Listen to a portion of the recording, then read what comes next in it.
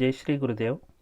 Hi students, now we are going to part B, chapter 2nd, National Income Accounting. This is the very important chapter. Maybe 20 marks will be coming in main examination. Now discuss about methods of national income accounting.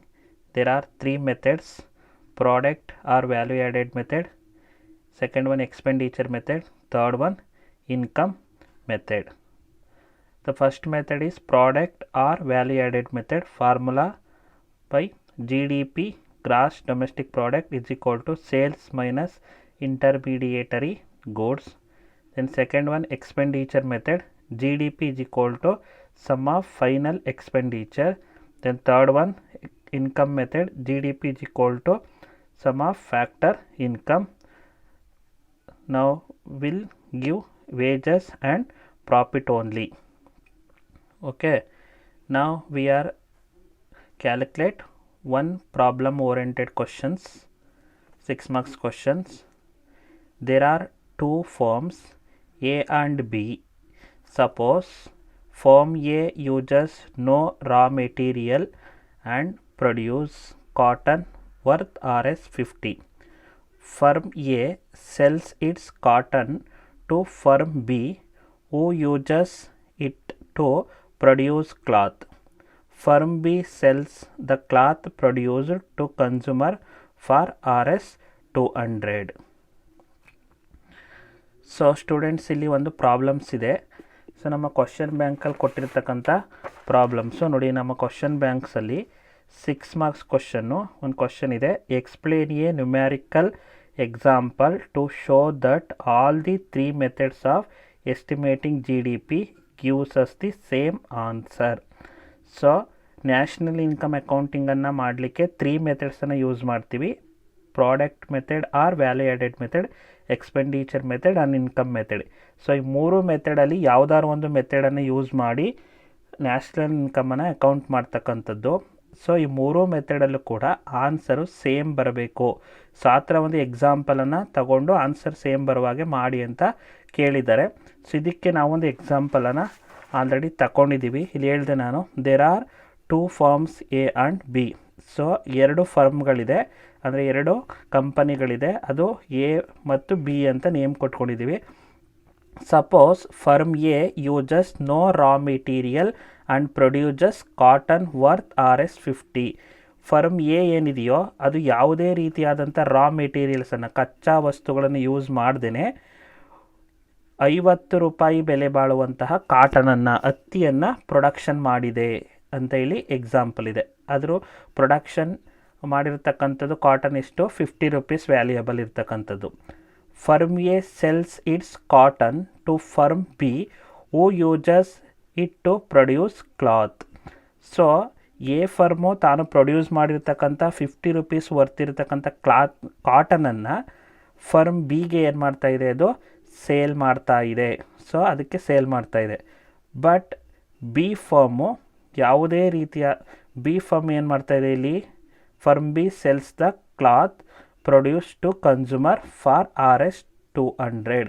So ಆ B firm A ಫರ್ಮಿಂದ ಕಾಟನನ್ನು purchase ಮಾಡಿ, so ಆ ಕಾಟನನ್ನು ಕ್ಲಾತಾಗಿ convert ಮಾಡಿ, ಬಟ್ಟೆಯಾಗಿ convert ಮಾಡಿ 200 ರೂಪೀಸ್ಗೆ ಏನು ಮಾಡ್ತಾ ಇದೆ, ಸೇಲ್ ಮಾಡ್ತಾ ಇದೆ. ಇದನ್ನು ಈ ಒಂದು ಎಕ್ಸಾಂಪಲನ್ನು ತಗೊಂಡು ನಾವು 3 ಮೆಥಡ್ಸಲ್ಲೂ ಸೇಮ್ ಆನ್ಸರ್ ಬರುವಾಗೆ ಮಾಡ್ತಾ ಹೋಗಬೇಕಾಗುತ್ತೆ. ಸೊ ಅದು ಹೇಗೆ ಅನ್ನೋದನ್ನು ನಾವಿಲ್ಲಿ ನೋಡ್ತಾ ಬರೋಣ. ಸೊ ಇಲ್ಲಿ ನೋಡಿ, 3 ಮೆಥಡ್ದು ಫಾರ್ಮುಲಾ ಇದೆ. ಈಗ ಫಸ್ಟ್ ಮೆಥಡ್ಗೆ ನಾನು ಬರ್ತೀನಿ. ಫಸ್ಟ್ ಮೆಥಡನ್ನು ಹಾಕ್ಕೊಂಡಿದ್ದೀನಿ ಇಲ್ಲಿ. ಫಸ್ಟ್ ಮೆಥಡಲ್ಲಿ product or value added method. Product or value added method ಉತ್ಪನ್ನ ಅಥವಾ ಮೌಲ್ಯವರ್ಧಿತ ವಿಧಾನ ಅಂತ ಕರ್ಕೊಳ್ತೀವಿ. ಇಲ್ಲಿ formula GDP is equal to sales minus intermediary goods. Gross domestic product is equal to sales minus intermediary goods ಅಂದರೆ ಮಾರಾಟವಾದಂಥ ವಸ್ತು, ಮಾರಾಟ ಮೈನಸ್ ಮಧ್ಯವರ್ತಿ ಸರಕು. ಈಗ ನಾವು ಇಲ್ಲಿ 2 ಫರ್ಮ್ಸ್ ಇದೆ, A ಆ್ಯಂಡ್ B. ಸೊ ನಾವೀಗ A ಫರ್ಮನ್ನು ಬರ್ಕೊಳ್ಳೋಣ. So A firm V A ಅಂದರೆ ಗ್ರಾಸ್ ವ್ಯಾಲ್ಯೂ ಆ್ಯಡೆಡ್, ಒಟ್ಟು ಮೌಲ್ಯವರ್ಧನೆ ಎ ಫರ್ಮ್ನ ಒಟ್ಟು ಮೌಲ್ಯವರ್ಧನೆ ಎಷ್ಟಿದೆ? Sales G V A sales ನೋಡೋಣ ಎಷ್ಟಿದೆ ಅಂತೇಳಿ. So G V A sales ಅಂದರೆ ಎ ಫರ್ಮ್ನ ಸೇಲ್ಸು ಎಷ್ಟಕ್ಕೆ ಸೇಲ್ ಮಾಡ್ತಾಯಿದೆ? ಬಿ ಫರ್ಮ್ಗೆ ಕ್ಲಾತನ್ನು 50 ರುಪೀಸ್ಗೆ ಸೇಲ್ ಮಾಡ್ತಾಯಿದೆ. ಸೊ 50 ಮೈನಸ್ ಇಂಟರ್ಮೀಡಿಯೇಟರಿ ಗೂಡ್ಸ್, ಇಲ್ಲಿ ನೋ ರಾ ಮೆಟೀರಿಯಲ್ಸ್ ಅಂತಿದೆ. ಎ ಫರ್ಮು ಯಾವುದೇ ರಾ ಮೆಟೀರಿಯಲ್ಸನ್ನು ಯೂಸ್ ಮಾಡ್ಕೊಳ್ತಾ ಇಲ್ಲ. ಸೊ ಹಾಗಾಗಿ ಇಂಟರ್ಮೀಡಿಯೇಟರಿ ಗೂಡ್ಸ್ ಏನಾಗುತ್ತೆ? 0, ಮಧ್ಯವರ್ತಿ ಸರಕು ಇಲ್ದೇ ಅದು ಕಾಟನನ್ನು ಪ್ರೊಡಕ್ಷನ್ ಮಾಡಿದೆ. Okay, then G V B gross value added B, firm B ತಗೊಂಡಾಗ ಫರ್ಮ್ ಬಿಯ ಸೇಲ್ಸ್ ಎಷ್ಟಿದೆ? ಸೊ ನೋಡಿ, ಅದು cloth produce to consumer for RS 200, 200 ರೂಪಾಯಿಗೆ ಸೇಲ್ ಮಾಡ್ತಾ ಇದೆ ಕ್ಲಾತನ್ನು. ಹಾಗಾಗಿ ಸೇಲ್ಸ್ ವ್ಯಾಲ್ಯೂ ಎಷ್ಟು? 200 minus intermediary goods. So B firm ಕ್ಲಾತನ್ನು ಪ್ರೊಡ್ಯೂಸ್ ಮಾಡಲಿಕ್ಕೆ ಕಾಟನನ್ನು ಯೂಸ್ ಮಾಡ್ಕೊಂಡಿದೆ. ಕಾಟನ್ನು ಇಂಟರ್ಮೀಡಿಯೇಟರಿ ಗೂಡ್ಸ್, ಮಧ್ಯವರ್ತಿ ಸರಕಾಯಿತು. ಕಾಟನ್ ಎಷ್ಟಕ್ಕೆ ಪರ್ಚೇಸ್ ಮಾಡಿತ್ತೋ? 50 ರುಪೀಸ್ಗೆ ಪರ್ಚೇಸನ್ನು ಮಾಡಿದೆ. ಸೊ ಜಿ ವಿ ಎ ಎಷ್ಟು ಬಂತು answer? 50. G V B 200 sales, 50 raw materials are cloth intermediatory goods minus ಮಾಡಿದ್ರೆ 150. ಓಕೆ, ಸೊ ಇವೆರಡನ್ನೇ ಆ್ಯಡ್ ಮಾಡಿದ್ರೆ ಎಷ್ಟು ಬರುತ್ತೆ? 200. ಸೊ ಆನ್ಸರು ಸೇಮ್ ಬರುತ್ತೆ. ಫೈನಲ್ ಆಗಿರ್ತಕ್ಕಂಥ ಸೇಲ್ಸು 200, ಇಲ್ಲೂ ಕೂಡ 200 ಬಂದಿದೆ. ದೆನ್ ನೆಕ್ಸ್ಟ್, ಸೊ ಈ ಒಂದು ಮೆಥಡಲ್ಲಿ ನಾವು ನೆಕ್ಸ್ಟು ಡಿಸ್ಟ್ರಿಬ್ಯೂಷನ್ ನೆಕ್ಸ್ಟ್ ನೋಡೋಣ. ನಾವೀಗ ಅದನ್ನೇ ಎಲ್ಲೇ ಆ್ಯಡ್ ಮಾಡ್ಕೊಬೋದು. G V A plus G V B, G V A is equal to G V B is equal to, ಅಥವಾ ಈ ಕಡೆನೇ G D P is equal to G V A plus G V B. So G V A 50 plus G V B 150. So G D P is equal to 200. Then distribution of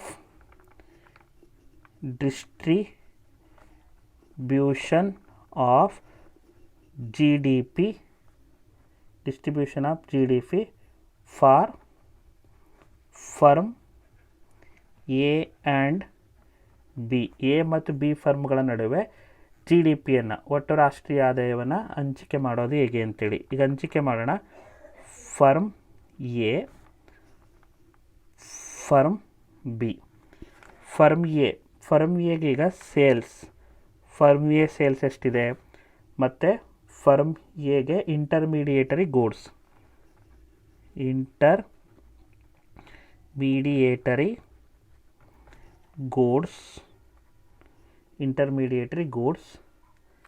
then value added. So firm A, firm B ಅಂತ ಇಲ್ಲಿ ಹಾಕ್ಕೊಂಡಿದ್ದೀವಿ. Value added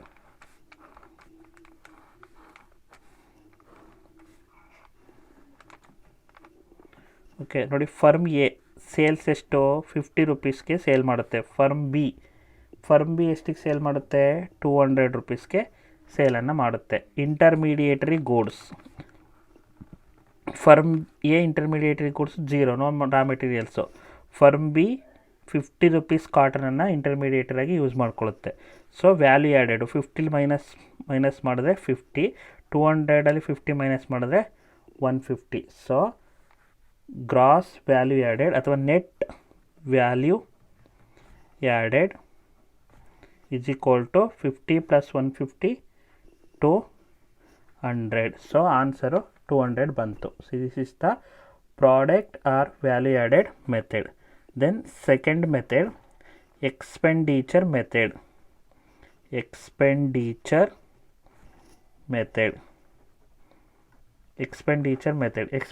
method formula.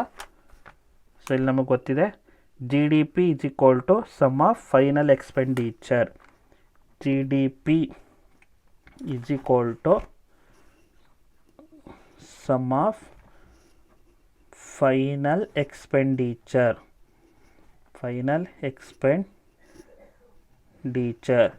So sum of final expenditure ಅಂದರೆ ಅಂತಿಮ ವೆಚ್ಚ.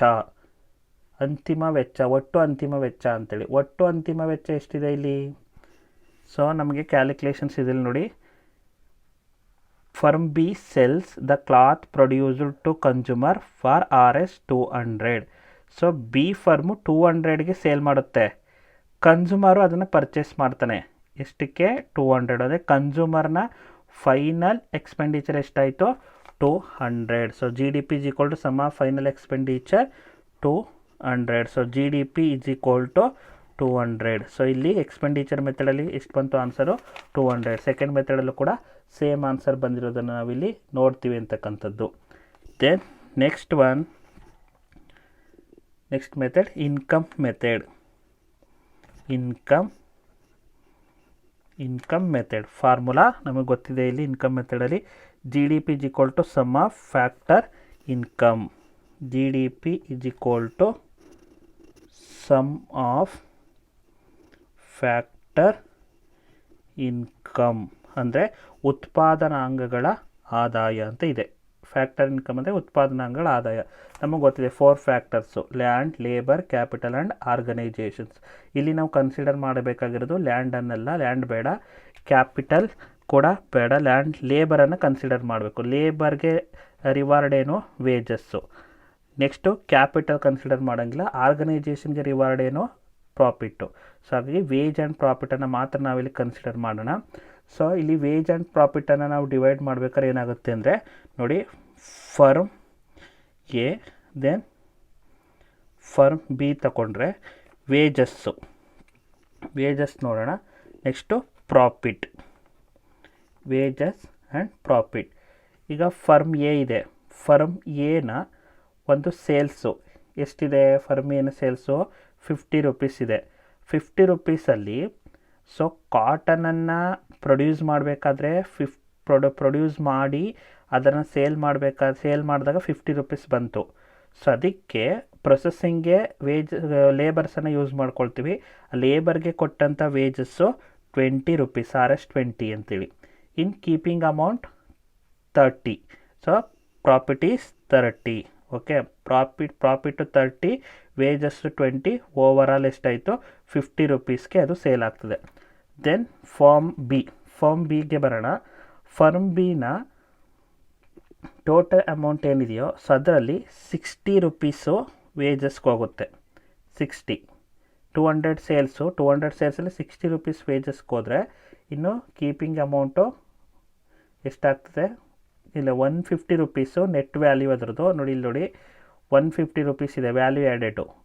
50 ರೂಪೀಸ್ಗೆ ಇದು A ಫರ್ಮ್ದು value added 50, B firm value added 150. So 50ಗೆ 20 ವೇಜಸ್ ಆದರೆ 150ಗೆ ಎಷ್ಟು ವೇಜಸ್ ಆಯಿತು? 60 ರೂಪೀಸ್ ವೇಜಸ್ ಆಯಿತು. ಸೊ ಇದು ಕೀಪಿಂಗ್ ಅಮೌಂಟು 30, ಇದು 150ನಲ್ಲಿ ಕೀಪಿಂಗ್ ಅಮೌಂಟು 90 ರೂಪೀಸ್ ಆಯಿತು. ಅಂದರೆ 90 ರೂಪೀಸು ಪ್ರಾಫಿಟ್ಟು ಬಿ ಫರ್ಮ್ಗೆ, 60 ರೂಪೀಸ್ ವೇಜಸ್ಸು. ಎ ಫರ್ಮ್ಗೆ 30 ರೂಪೀಸ್ ಪ್ರಾಫಿಟ್ಟು, 20 ರೂಪೀಸು ವೇಜಸ್ ಆಗೋದನ್ನು ನಾವಿಲ್ಲಿ ನೋಡ್ತೀವಿ ಅಂತಕ್ಕಂಥದ್ದು. ಸೊ ಇದನ್ನು ನಾವೀಗ ಆ್ಯಡ್ ಮಾಡಿದ್ರೆ GDP is equal to sum of factor income. Factor income ಏನಿದೆಯೋ ಸೊ ಇದರಲ್ಲಿ firm A wages and firm B wages is equal to firm A wages 20, firm B wages 60 is equal to 80. Then firm A profit and firm B profit is equal to 30 plus 90 is equal to 120. So GDP is equal to ಎಷ್ಟಾಗುತ್ತೆ? 200. So income ಮೆಥಡಲ್ಲೂ ಕೂಡ answer ಎಷ್ಟು ಬಂತು? 200 ಬಂತು. So same 3 ಮೆಥಡಲ್ಲೂ ಕೂಡ income ಮೆಥಡಲ್ಲಿ 200, expenditure ಮೆಥಡಲ್ಲಿ 200, then product ಮೆಥಡಲ್ಲೂ ಕೂಡ 200 ಬಂದಿರೋದನ್ನು ನೋಡ್ತೀವಿ, same answer ಅಂತೇಳಿ. So ಇದು ಒಂದು ಎಕ್ಸಾಂಪಲ್ ತೊಗೊಂಡು ಮಾಡಿರುವಂಥ ತುಂಬ ಇಂಪಾರ್ಟೆಂಟ್ ಆದ ಕ್ವಶನ್ನು. ಟೆಸ್ಟ್ಗೂ ಕೂಡ ಇದು ಬರ್ತದೆ, ಎಕ್ಸಾಮಲ್ಲೂ ಕೂಡ ಬರ್ತದೆ 6 ಮಾರ್ಕ್ಸ್ಗೆ. Okay, thank you. ಜೈ ಶ್ರೀ ಗುರುದೇವ್.